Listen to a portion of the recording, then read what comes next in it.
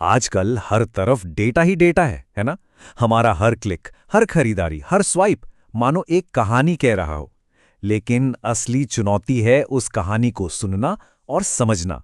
तो आज हम यही जानेंगे कि इस डेटा के समंदर से मोती कौन और कैसे निकालता है। तो सवाल ये उठता है कि हम डेटा में छिपी हुई कहानी को ढूंढते कैसे हैं?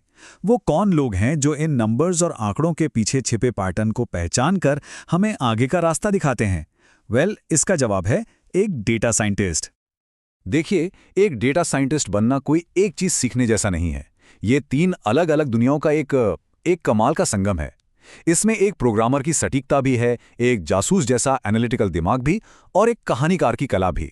जब ये तीनों मिलते हैं तभी डेटा सच में ज्ञान बनता है। चलिए शुरू करते हैं पहली और सबसे जरूरी स्किल से, जो है इसकी तकनीकी नींव, प्रोग्रामिंग। इसके बिना तो कोई भी डेटा प्रोजेक्ट शुरू ही नहीं हो सकता। तो प्रोग्रामिंग स्किल्स आप समझिए एक डेटा साइंटिस्ट का टूल बॉक्स है। इन्हीं औजारों से वो बहुत बड़े और बिखरे हुए डेटा को संभालते हैं, उसे साफ करते हैं और एनालिसिस के लिए तैयार करते हैं। ये बिल्कुल वैसी ही नींव है जिस पर पूरी इमारत की मजबूती टिकी होती है।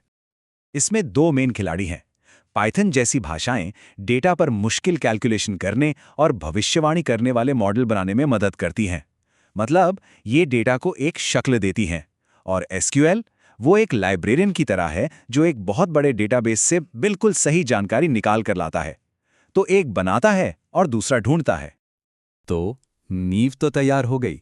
अब बारी है दूसरी स्किल की, एनालिसिस, जिसे हम डेटा का एनालिटिकल इंजन भी कह सकते हैं। जैसे ही डेटा तैयार होता है ना, डेटा साइंटिस्ट का असली काम शुरू होता है।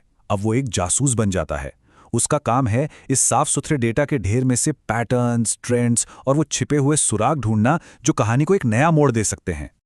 और इस जासूसी के लिए चाहिए स्टैटिस्टिकल और एनालिटिकल सोच। मतलब अगर प्रोग्रामिंग हमारी बिल्डिंग की नींव थी, तो ये स्किल, ये उसका पूरा आर्किटेक्चरल डिजाइन है। यही तय करता है कि डेटा से क्या और कैसे बनाया जाएगा। अब ये जो एनालिटिकल प्रोसेस है, इसके मोटे तौर पर 3 स्टेप्स होते हैं।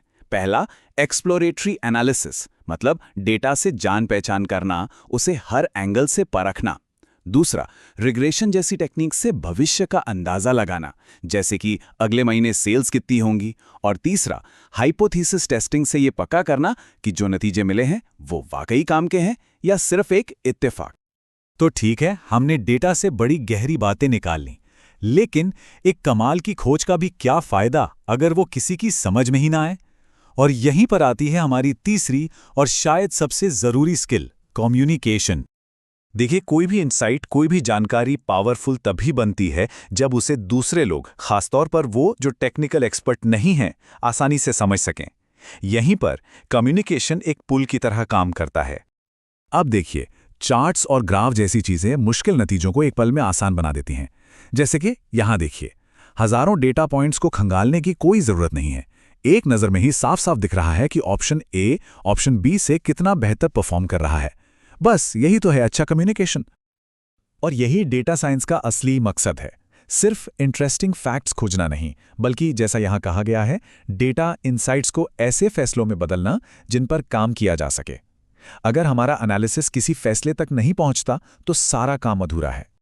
तो चलिए अब इन तीनों स्किल्स को एक साथ जोड़कर देखते हैं कि एक कंप्लीट डेटा साइंटिस्ट की पूरी तस्वीर आखिर दिखती कैसी है।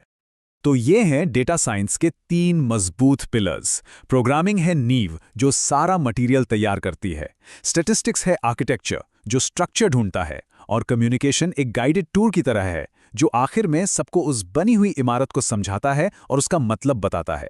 तीनों में से एक भी कम हो तो बात नहीं बनती। और जाते जाते एक सवाल, जैसे जैसे टेक्नोलॉजी इतनी तेजी से बदल रही है, ऑटोमेशन बढ़ता जा रहा है, तो सोचिए इन तीनों स्किल्स में से भविष्य में सबसे ज्यादा जरूरी कौन सी होगी? क्या वो टेक्निकल स्किल होगी या फिर कहानी कहने की इंसानी कला? इस पर सोचिएगा जरूर।